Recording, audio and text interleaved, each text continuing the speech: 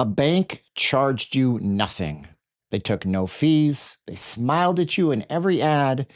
And quietly, they stole from you anyways. But not with fees or penalties, but with math. And the assumption that you would never actually check into it, of course. Hi there, everybody. Steven here again. I'm an active futures trader who reads financial institutions every day like some people read box scores. And listen, if you get even 1% smarter at any time during this video, be sure to subscribe since I do breakdowns like this 5 days a week. But here's what the settlement really means. So the headline version first, okay? Capital One just agreed to pay a $425 million to settle a class action lawsuit. Now, millions of customers will be getting money back, some automatically. The judge approved it last week. Payments go out July 21st. Great, right? But let's talk about what actually happened here. See, Capital One ran two savings accounts at the same time.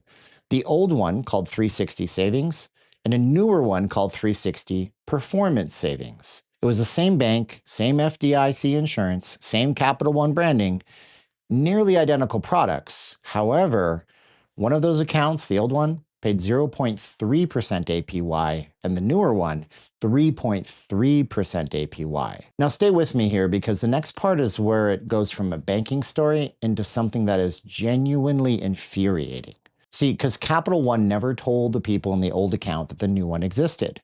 They didn't send out emails, they didn't add banners to their website, and they didn't move anybody over to the new accounts. Instead, they let millions of people sit in the low-end account as new customers walked in the door and immediately got a better deal. And think about the math on what that silence would cost you. $10,000 in a 360 savings account, the old one, at 0.3%, that earned you $30. But that same $10,000 in a 360 performance savings, the newer accounts, that earned you $330. And the difference is $300 per year, per customer, multiplied across millions of account holders. That's where your $425 million in interest being earned by the bank kicks in instead of the people whose money actually made it possible. And here's the part that never gets into the story at all.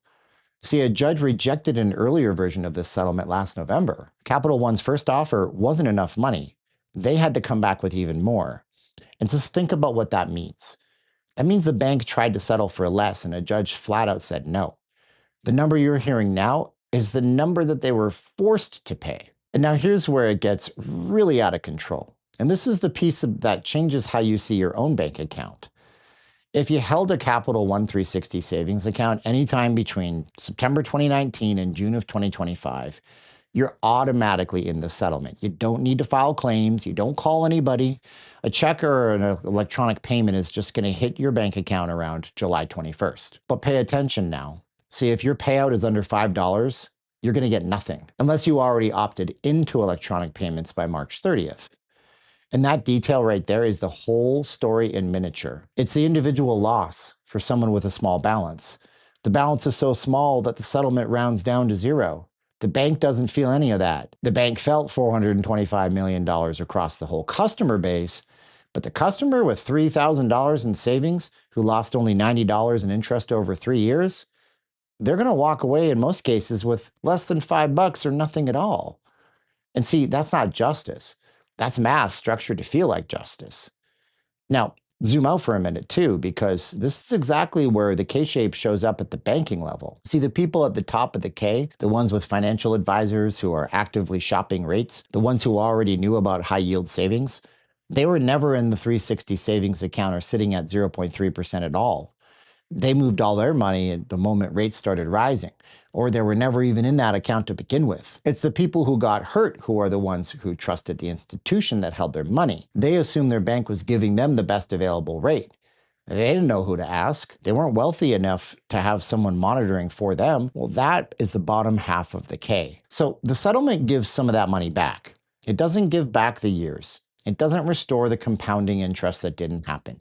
And it doesn't answer the question that nobody's asking out loud. How many other banks are running the exact same playbook right now without any lawsuits to stop them? Now, if you want to understand how these types of patterns show up in housing, credit, healthcare, every other system that quietly extracts from people who can at least afford it, I do breakdowns on my long form channel 5 days a week. And if you want to learn how I teach others to benefit from Wall Street overlords that take advantage of us, you can find a link to 1K a day in the description below with a promo code for watching through to the end. They're in a pinned comment too.